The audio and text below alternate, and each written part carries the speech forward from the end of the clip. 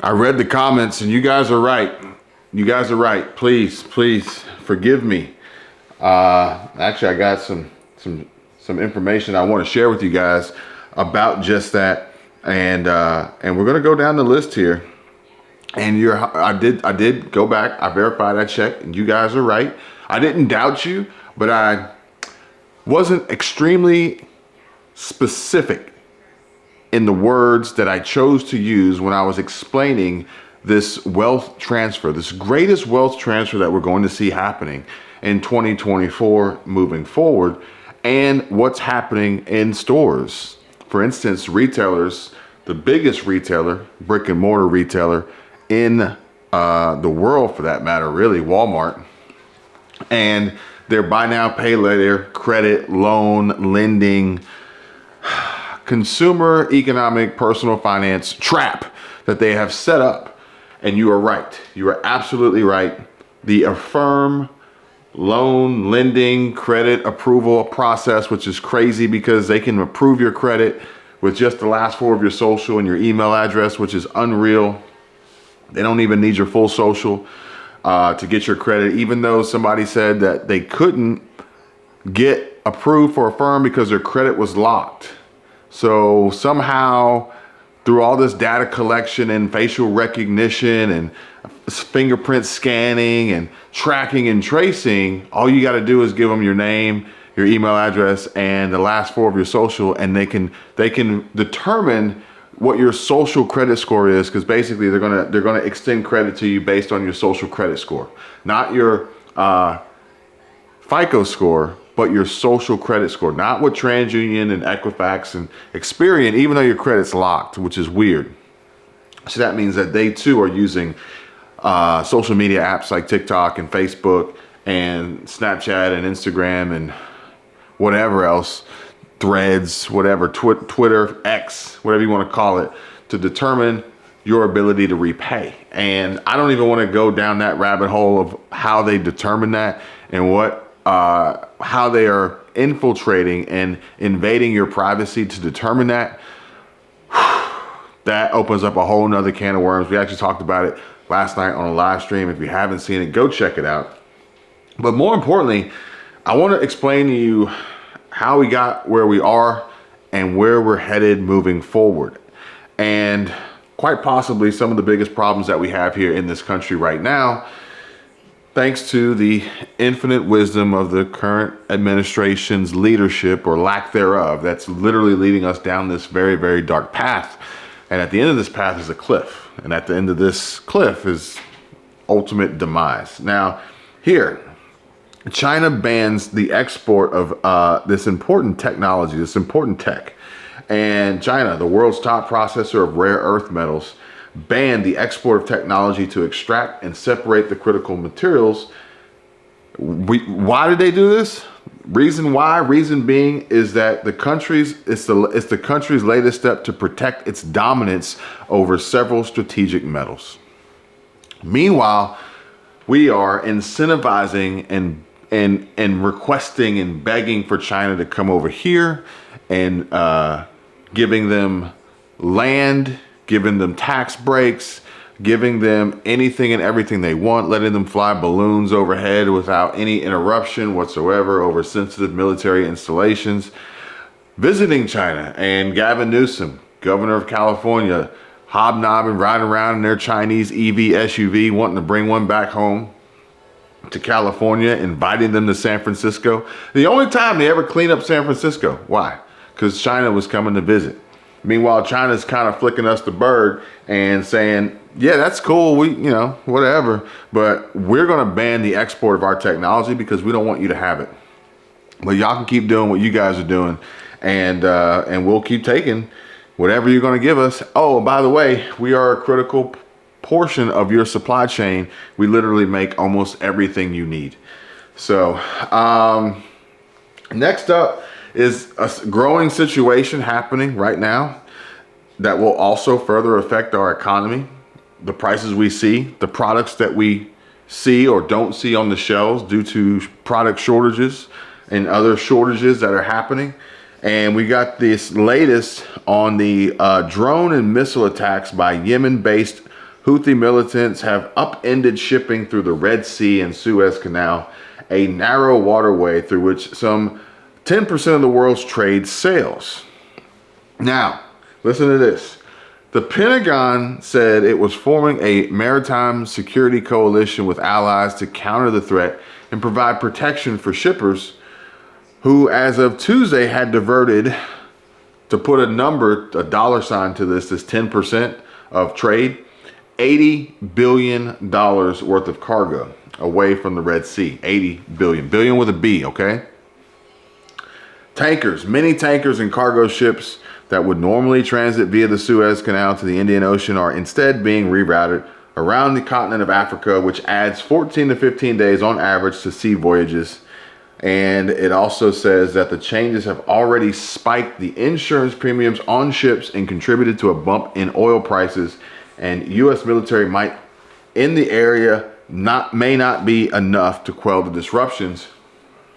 But essentially, the higher cost of insurance, the longer duration, we're already seeing a bump in oil prices. This is going to have an impact on our wallets, on our personal finances, on our daily lives, folks.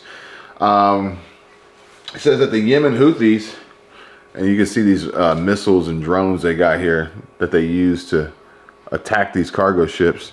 And it says that they have made clear their intentions of targeting Israeli ships and any ships headed to or from Israel in retaliation for the country's war in Gaza that has so far killed more than 20,000 people there and triggered a humanitarian catastrophe. Israel launched its offensive on October 7 after the Palestinian militant group Hamas carried out a brutal attack, a terrorist attack that killed some 1,200 people in Israel's south and took another 240 hostages. So, terrible situation that's going on there. Obviously, that situation has made its way over here, as we've already seen, and certain acts of violence and sleeper cells activated and terror attacks happening here on U.S. soil, cyber attacks, ransomware, data breaches, system outages, attacks against our critical infrastructure, you name it, okay? And not that this is any real essential, but it's just proof that there are impacts. IKEA warns of product delays due to the Houthi rebel attacks on ships in the Red Sea, which honestly, guys, I don't know if you've ever been to an IKEA, but ever since the pandemic, IKEA it's been a struggle. It's been a struggle. Maybe we would go to IKEA in Atlanta and there was nothing there. Most of the stuff you needed wasn't there to piece together whatever you were trying to put together. And if they were even getting close to a recovery there, then now we're going to see another disruption in that. And it's just going to be another blow to the company, to the business. It may put IKEA out of business. It could. Obviously, it's probably going to raise prices. I wouldn't be surprised in the interim. Now this one here is a little disturbing. It's shocking, folks. And this has very little to do with China or Hamas or IKEA, but has everything to do with what's going wrong with this country. Now, I understand not everybody is celebrating Christmas. Not everybody is for Christmas. Not everybody, this, that, and the other, whatever. I get it, but it's the principle here. And it says that a Pennsylvania school district now apologizes after telling bus drivers to remove Christmas decor. They were told to remove their Christmas decor. Why? For inclusivity. For inclusivity. I don't know if you guys can see that. For inclusivity. So this is the problem that I have with this situation, and that is that literally inclusivity excludes people. In order to be inclusive of those who don't want to celebrate Christmas, we need to exclude those who want to celebrate Christmas. Even though it's literally some tinsel, some garland, some balls, some lights, some star, whatever. What's the big deal? And we have folks out here, probably liberal, left-leaning, uber progressive Democrats out here telling people, no, in order to be inclusive, we have to exclude you so you can't have Christmas holiday decorations. It's crazy, folks. It's crazy. But now, again, as I was saying, that one, a little bit of a sidetrack. Sorry, I had to share it with you guys. And you know, don't shoot the messenger. Okay, I'm just sharing the news here. Okay, but this one's alarming. This one's alarming, but reasonable and expected, unfortunately. And it's really telling about the situation going on with these animal shelters. And it says that Fortune says here that animal shelters overflow as Americans dump pandemic puppies in droves.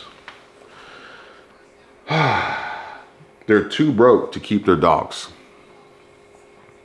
They're too broke to keep their dogs. Shelter animals count. A national database estimates that the U.S. shelter population grew by nearly 250,000 animals in 2023. And animal shelters around the U.S. are bursting at the seams amid the rising cost of living. So that gray and white 7-year-old dog that you see here, he's been staying in a worker's office at the Mohawk Hudson Humane Society while awaiting adoption. And the shelter near Albany, New York is beyond full, according to CEO Ashley Jeffrey Bauk. That means Kane, his name's Kane, along with his crate, dog bed, and chew toys, that's Kane right there, has to share space with a staffer, a desk, and file cabinets. He is one of our office foster dogs, as we are calling it, and they said that they are here all day and all night. They're not going into a kennel because we don't have a kennel for them to go into. And here's where it gets real shocking here. The number of animals entering shelters began to climb in 2021 after a pandemic-related dip. Adoptions haven't kept pace with the influx of pets, especially larger dogs like Kane, creating a snowballing population problem for many shelters. And the shelter animals count, a national database of shelter statistics, estimates that the U.S. shelter population grew by nearly 250,000 animals in 2023. And the operators say that they're in crisis mode as they try to reduce the kennel crush. Operators say the evidence actually points to economic factors such as higher pet care costs and housing insecurity. It costs more to have the pets and maintain the pets, and housing insecurity is becoming more and more challenging with the current housing market crisis, the current situation with rent prices continuously rising and going up, all other costs going up, and wages not keeping pace.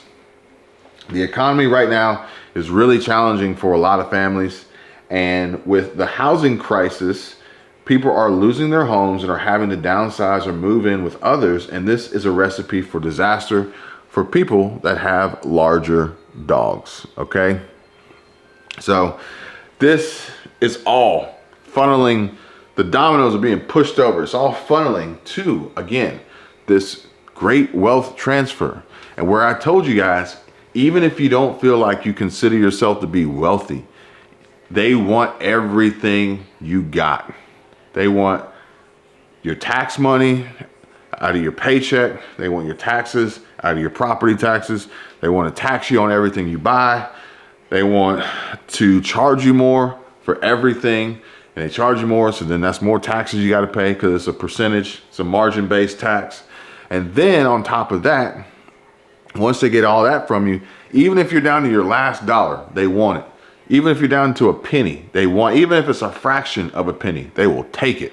And they're going to add it to their ledger, and they're going to add it to their wealth, taking away from yours. If they can take $1 from you and take $1 from 999,000 other people, they just got $1 million. $1 million from everybody giving them one. So don't discount their greed, okay? And their scheming and conniving methods of extracting this money out of the economy, out of society, for this great wealth transfer, and then on top of that, bearing you down below the with the debt, and knowing that not everybody's going to be able to get a personal loan or a credit card, and then offering these new debt solutions And it's a solution for you to get in debt. It's not a solution for you to get out of debt. It's a debt solution for you to go further into debt and be a slave to them and their system and their minimum payments and interest rates and nagging phone calls while they extract more out of you and everybody else. And we got some telling information here, folks, about the current state of the economy. The Fed just made Bank of America a sell rating downgrade. The Federal Reserve, this came out yesterday, the Federal Reserve and their decision to pivot in terms of interest rates set large Wall Street banks up for weaker profitability in fiscal year 2024 and beyond. Bank of America's shares have soared following the Fed's announcement, despite a deteriorating outlook for net interest income growth. Sorry about that. And very little upside to be seen ahead, given the strong price surge since November and sold into the strength, and investors should be fearful when the market displays signs of greed. Okay, I don't know if that will get the contrast to show up there so you guys can see that. Bank of America seeking alpha. But here's the deal, folks. I apologize because when I mentioned Affirm earlier, some folks said in the comments, they said, Kevin, Walmart has been offering Affirm for a while now. And you're right, they have been. But what they're doing now is they're making it simpler and easier for you to access this burden, okay? Debt is a burden. Borrowing money, owing money is a burden. And they're making it easier to access this burden because they're taking Affirm and adding it to self-checkout, okay? That was the key difference, because Affirm exists in a variety of other places, not just Walmart, but now they're bringing it to self-checkout so that all you have to do is take your device after you've racked up $144, between $144 and $4,000 of merchandise, then you can then lock yourself into this debt that you have limited time to repay. Otherwise, the interest starts to kick in, and boy, is that interest going to be high as giraffe booty. Then all you got to do is just scan your phone, go bloop, scan your phone, or maybe at some point scan your hand, your palm, your fingerprint, or it'll just read your face. It'll be like bloop, bloop, bloop, and just do a little facial scan while you're standing there. We already know that they're doing it. We know Rite Aid was doing it. We know if Rite Aid was doing it, you telling me Walmart ain't doing it? So once they have that, now it's simpler and easier for you to swipe. You lose the pain of paying cash because it's a digital transaction. It doesn't register until you get the bill. And then the worst part about it is they simplified the process, but they've also excluded food. So literally they're going to be using this as a way for you to bury yourself deeper into debt. They're enabling. This is an attractive nuisance. They're enabling you to execute on this attractive nuisance that is ultimately going to hurt many, many, many people, all for the benefit of this corporation, Walmart, to see increased revenues while their competition is slumping because Walmart is extending credit to probably less than stellar, less than credit worthy individuals by bypassing certain underwriting requirements, but essentially approving, reviewing, and then possibly approving through social credit scores. And then who knows, maybe they're going to use social media to then track you down and entice you to repay. Okay. Who knows? Anything is possible. But what I failed to mention explicitly, specifically before, was that Affirm was going to self-checkout. So, you know, it's like, well, how easy is it for you to borrow money in any other instance? It's not that easy. You know, you have to go somewhere, you have to sit down, you have to apply, you got to do whatever you got to do. But if they made it easier, if they enabled you to make poor financial decisions, you know, in a hurry, rushed, hastily, I don't know if I'm saying that right, in haste, they know they got you right where they want you. So, hey guys, I apologize for not sharing that explicitly before, but I wanted to make sure I made that clear. And perhaps maybe through all these different things that we discussed on this video, and many, many before it, and I'm pretty sure many, many after, you guys can begin to understand and get a clear understanding for the games that they're playing, the strategies that they are putting out there and implementing, and their ultimate goal and intention in this great wealth transfer. And it doesn't involve any of us actually benefiting from this in any way, shape, or form. If you got questions, feel free. My info is below. Reach out. Try not to bury yourself into debt, especially going into 2024, and avoid these scams if at all possible. Now, granted, there's going to be some folks who's just like, look, this is all I got. This is the only option. I get it. But I just wanted to let you guys know ultimately what I see, how I feel this is going to be used and manipulated in the future in a negative way for us, and try to share that with you guys to be helpful and informative and provide value and education to help you guys prepare. Remember, knowledge is the best prep. If you're still here watching, please smash the like button, subscribe, and drop a comment. Let me know if you got any questions, comments, concerns, good, bad, indifferent. And until next time, you guys take care, be safe. I'll see you real soon.